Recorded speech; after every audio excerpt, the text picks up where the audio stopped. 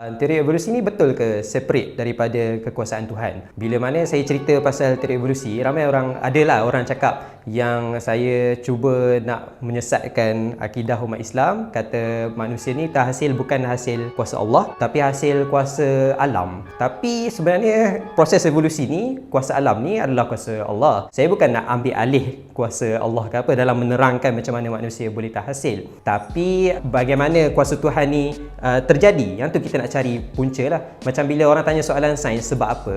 Kalau kita cakap kuasa Tuhan, betul lah kuasa Tuhan, tapi kuasa Tuhan macam mana?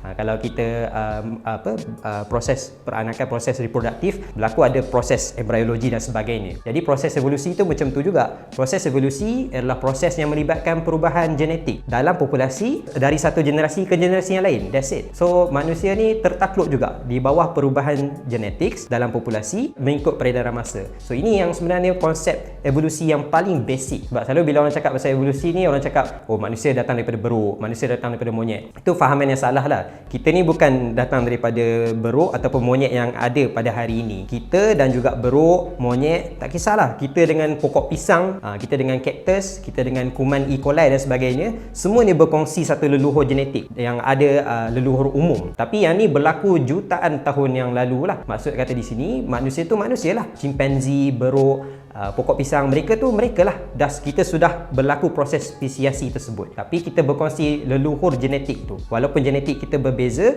ada persamaan genetik di antara kita dengan makhluk-makhluk yang lain. Okey, dari sudut saintifik dia, teori evolusi Darwin ni setakat sekarang adalah teori yang paling kukuh untuk ceritakan tentang bagaimana makhluk-makhluk hidup di atas muka bumi ni boleh jadi pelbagai, macam mana makhluk-makhluk hidup ni boleh jadi kompleks. Darwin dia tak betul semua benda. Ada perkara-perkara yang Darwin salah lah, seperti soal genetik, Darwin salah, tapi diperbetulkan semula dengan kefahaman, dengan kerangka yang dibawa oleh Gregor Mendel lah dari sudut genetik. So saintis-saintis moden, dia orang gabungkan dapatan daripada teori Darwin, iaitu kerangka pemilihan alamiah, digabungkan dengan ilmu genetik yang dibawa oleh Gregor Mendel, jadi apa yang kita panggil modern synthesis. Maksud dia di sini, teori Darwin sekarang ni dihidupkan dan menjadi kerangka sains moden. Dan setakat sekarang, berdasarkan bukti-bukti kita ada, yang ni scientific model yang paling bagus lah untuk cerita tentang biological punya changes, perubahan secara biologi. Memang ahli-ahli saintifik yang memang betul lah ahli dalam bidang ni, semua accept teori evolusi lah. Cuma dia akan ada